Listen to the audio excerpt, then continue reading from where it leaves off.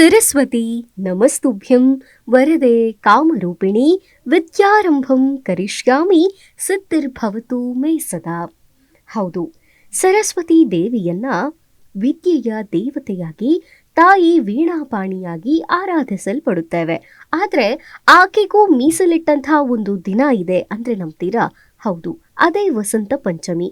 ಇದು ಶಾರದಾ ದೇವಿಯನ್ನ ವಿವಿಧ ರೀತಿಯಲ್ಲಿ ಪೂಜಿಸುವಂಥ, ಆಕೆಯ ವಿಶೇಷ ಅನುಗ್ರಹವನ್ನ ಪಡೆಯಬಹುದಾದಂತಹ ದಿನ.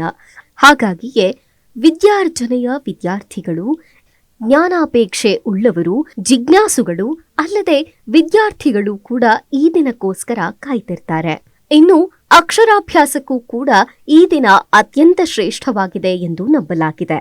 ಇನ್ನು ಈ ದಿನ ಬರುವುದು ಮಾಘ ಮಾಸದ ಶುಕ್ಲ ಪಕ್ಷದ ಪಂಚಮಿ ತಿಥಿಯಂದು. ಹೆಸರೇ ಹೇಳುವಂತೆ ವಸಂತ ಕಾಲ ಆರಂಭದ ಸೂಚನೆಯನ್ನು ಈ ಪಂಚಮಿ ನೀಡುತ್ತದೆ. ಅದಕ್ಕಾಗಿ ಇದನ್ನ ವಸಂತ ಪಂಚಮಿ ಅಂತ ಕರೆಯುತ್ತಾರೆ. ತಾಯಿ ಸರಸ್ವತಿ ಪೂಜೆಗೆ, ವಿದ್ಯಾಭ್ಯಾಸಕ್ಕೆ ಅಷ್ಟೇ ಅಲ್ಲದೆ ತಾಯಿ ಲಕ್ಷ್ಮಿಯ ಪೂಜೆಯನ್ನು ಕೂಡ ವಿಶೇಷವಾಗಿ ವಸಂತ ಪಂಚಮಿಯ ದಿನ ಆಚರಣೆ ಮಾಡಲಾಗುತ್ತೆ. ಹಾಗಾಗಿ ಇದನ್ನು ಶ್ರೀ ಪಂಚಮಿ ಅಂತ ಕೂಡ ಕರೆಯುತ್ತಾರೆ. ತಾಯಿ ಸರಸ್ವತಿ ಹಾಗೂ ಮಹಾಮಾತೆ ಲಕ್ಷ್ಮಿ ಇಬ್ಬರ ಪೂಜೆಯನ್ನು ಕೂಡ ವಿಶೇಷವಾಗಿ ಈ ದಿನ ಆಚರಿಸಲಾಗುತ್ತೆ. ಇನ್ನು ಮಕ್ಕಳಿಗೆ ವಿದ್ಯಾರ್ಚನೆಗೋಸ್ಕರ ಅಧಿಕ ಅನುಗ್ರಹ ಉಂಟಾಗ್ಲಿ ಅಂತ ಚಿಕ್ಕ ಮಕ್ಕಳ ಕೈಯಲ್ಲಿ, ವಿದ್ಯಾರ್ಥಿಗಳ ಕೈಯಲ್ಲಿ ತಾಯಿ ಸರಸ್ವತಿಯ ಪೂಜೆಯನ್ನ ಮಾಡಿಸಲಾಗುತ್ತೆ. ಈ ಬಾರಿ ಬಂದಿರುವಂತಹ ದಿನವೂ ಕೂಡ ಅತ್ಯಂತ ಪ್ರಶಸ್ತವಾಗಿದೆ. ಜನವರಿ 23, 2026 ಶುಕ್ರವಾರದಂದು ಈ ಸಲಿ ವಸಂತ ಪಂಚಮಿ ಸಂಭವಿಸಲಿದೆ. ಶುಕ್ರವಾರವೇ ಬಂದಿರೋದ್ರಿಂದ ತಾಯಿಯ ಪೂಜೆಗೆ, ಆರಾಧನೆಗೆ ಶ್ರೇಷ್ಠವಾದ ದಿನ ಅಂತ ಪರಿಗಣಿಸಲಾಗಿದೆ. ಇನ್ನು ಎಷ್ಟೋ ಜನ ಪಾಲಕರು ತಮ್ಮ ಪುಟ್ಟ ಮಕ್ಕಳ ವಿದ್ಯಾಭ್ಯಾಸದ ಆರಂಭಕ್ಕೋಸ್ಕರ ಈ ದಿನಕ್ಕಾಗಿಯೇ ಕಾಯ್ತಿರ್ತಾರೆ. ಅಷ್ಟು ಅನುಗ್ರಹ, ತಾಯಿಯ ಆಶೀರ್ವಾದ ಈ ದಿನ ವಿದ್ಯಾಭ್ಯಾಸವನ್ನ ಆರಂಭ ಮಾಡೋದ್ರಿಂದ ಸಿಗುತ್ತೆ ಅನ್ನುವಂಥ ನಂಬಿಕೆ ಇದೆ. ಇನ್ನು ವಸಂತ ಪಂಚಮಿಯ ಮತ್ತೊಂದು ವಿಶೇಷತೆ ಅಂದ್ರೆ, ವಸಂತ ಪಂಚಮಿಯನ್ನು ಪ್ರಕೃತಿಯ ಹಬ್ಬವಾಗಿಯೂ ಕೂಡ ಆಚರಣೆ ಮಾಡಲಾಗುತ್ತೆ. ವಸಂತ ಕಾಲ ಆರಂಭವಾದರೆ ಸಾಕು, ಪ್ರಕೃತಿಯಲ್ಲಿ ನಾನಾ ಥರದ ಬದಲಾವಣೆಗಳು ಉಂಟಾಗುತ್ತೆ. ಮರಗಳ ಎಲೆಗಳೆಲ್ಲ ಹಸಿರು ಬಣ್ಣಕ್ಕೆ ತಿರುಗಲು ಆರಂಭವಾಗುತ್ತದೆ. ಹೂವುಗಳು ಅರಳುತ್ತದೆ. ಹೊಲಗಳು ಕೊಯ್ಲಿಗೆ ಸಿದ್ಧವಾಗುತ್ತದೆ. ಪಕ್ಷಿಗಳು ಚಿಲಿಪಿಲಿಗುಟ್ಟುತ್ತವೆ. ಪ್ರಾಣಿಗಳಲ್ಲಿ ಹೊಸ ಚೈತನ್ಯ ಆರಂಭವಾಗುತ್ತದೆ. ವಸಂತ ಕಾಲ ಆರಂಭ ಮಾನವನ ಜೀವನದ ಮೇಲೆಯೂ ಕೂಡ ಸೌಮ್ಯ ಪರಿಣಾಮವನ್ನು ಉಂಟು ಮಾಡುತ್ತದೆ.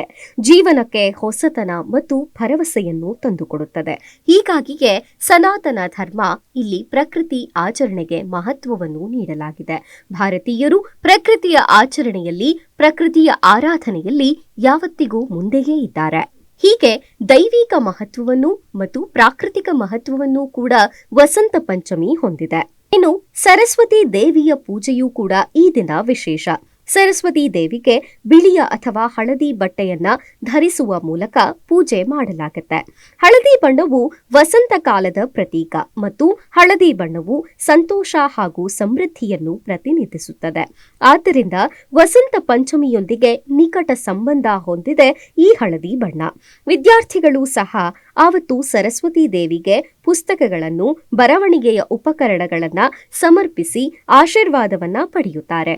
ಇನ್ನು ಈ ದಿನ ಲಲಿತ ಕಲೆಗಳು, ಸಂಗೀತ, ನೃತ್ಯ, ಶಿಕ್ಷಣ ಹೀಗೆ ಎಲ್ಲ ಕಲೆಗಳಿಗೂ, ಕಲಾವಿದರಿಗೂ ಕೂಡ ಉತ್ಕೃಷ್ಟವಾದ ದಿನ. ಹಾಗಾಗಿ ಕಲಾವಿದರು, ನೃತ್ಯಪಟುಗಳು, ಸಂಗೀತ ವಿದ್ಯಾರ್ಥಿಗಳು ಕೂಡ ಇದೇ ದಿನ ತಮ್ಮ ಕಲಿಕೆಯ ಜೀವನವನ್ನು ಆರಂಭಿಸುತ್ತಾರೆ. ಶಾಲೆಗಳು, ಶಿಕ್ಷಣ ಸಂಸ್ಥೆಗಳು, ಅಕಾಡೆಮಿಗಳು ಹಾಗೂ ಅನೇಕ ಲಲಿತ ಕಲೆಗಳ ಕಲಾಕೇಂದ್ರಗಳಲ್ಲಿ ಆವತ್ತು ವಿಶೇಷ ಪೂಜೆಯನ್ನ ನೆರವೇರಿಸಲಾಗುತ್ತೆ. ಸರಸ್ವತಿಯ ಪೂಜೆಯ ಜೊತೆಗೆ ಈ ಬಾರಿ 2020 ಜನವರಿ 23ರಂದು ಶುಕ್ರವಾರ ಇರೋ ಕಾರಣ ಲಕ್ಷ್ಮೀ ದೇವಿಯನ್ನು ಕೂಡ ವಿಶೇಷವಾಗಿ ಪ್ರಾರ್ಥನೆ, ಪೂಜೆಗಳಿಂದ ಆರಾಧನೆ ಮಾಡಲಾಗುತ್ತೆ. ನಾಣ್ಣುಡಿಯಲ್ಲಿ ಹೇಳುವಂತೆ ಗುರುವಿನ ವಿನಃ ಜ್ಞಾನಾರ್ಜನೆಯೂ ಅಸಾಧ್ಯ. ಅಂಥ ಜ್ಞಾನಕ್ಕೆ ಉನ್ನತ ಗೌರವಗಳನ್ನ ಭಾರತೀಯರು ನೀಡಿದ್ದಾರೆ. ಆಧ್ಯಾತ್ಮಿಕ ಅರಿವು ಹಾಗೂ ಸಾಂಸ್ಕೃತಿಕ ಮೌಲ್ಯಗಳು ಎರಡನ್ನೂ ಕೂಡ ಈ ದಿನ ಬಿಂಬಿಸುತ್ತದೆ. ಹೀಗಾಗಿ ವಸಂತ ಪಂಚಮಿ ಪ್ರಕೃತಿಯ ಆರಾಧನೆಗೆ, ಮನುಷ್ಯನ ಜ್ಞಾನಾರ್ಜನೆಗೆ ಹಾಗೂ ಸಾಂಸ್ಕೃತಿಕ ದಿನವಾಗಿಯೂ ಕೂಡ ಆಚರಿಸಲ್ಪಟ್ಟಿದೆ. ಸರಸ್ವತೀ ದೇವಿಯ ಆಶೀರ್ವಾದದಿಂದ ಜ್ಞಾನ ಹಾಗೂ ಬುದ್ಧಿವಂತಿಕೆ ನಮ್ಮಲ್ಲಿ ಬೆಳಗತ್ತೆ ಅನ್ನುವಂಥ ನಂಬಿಕೆ ಇದೆ. ಇನ್ನು ಈ ದಿನ ನಾವು ಪಠಿಸಲೇಬೇಕಾದ ಮಂತ್ರ ಅಂದ್ರೆ ಸರಸ್ವತಿ ನಮಸ್ತುಭ್ಯಂ ವರದೆ ಕಾಮರೂಪಿಣಿ ವಿದ್ಯಾರಂಭಂ ಕರಿಷ್ಯಾಮಿ ಸಿದ್ಧಿರ್ಭವತು ಮೇ ಸದಾ. ಇದರ ಅರ್ಥ ಹೀಗಿದೆ: ವರವನ್ನ ಕೊಡುವ ದೇವತೆಯಾದ, ಇಷ್ಟಾರ್ಥಗಳನ್ನು ಪೂರೈಸುವ ಕಾಮರೂಪಿಣಿಯಾದ ತಾಯಿ ಸರಸ್ವತಿ ನಿನಗೆ ನಮಸ್ಕಾರಗಳು. ನಾನು ವಿದ್ಯಾರಂಭವನ್ನು ಮಾಡುತ್ತೇನೆ. ನನಗೆ ಯಾವಾಗಲೂ ಸಿದ್ಧಿಯನ್ನು, ಯಶಸ್ಸನ್ನು ದೊರೆಯಲಿ ಅಂತ ನೀನು ಆಶೀರ್ವಾದ ಮಾಡು. ನನ್ನನ್ನು ಜ್ಞಾನವಂತನಾಗಿ ಮಾಡು ಎಂದು ಕೇಳಿಕೊಳ್ಳುವುದಾಗಿದೆ.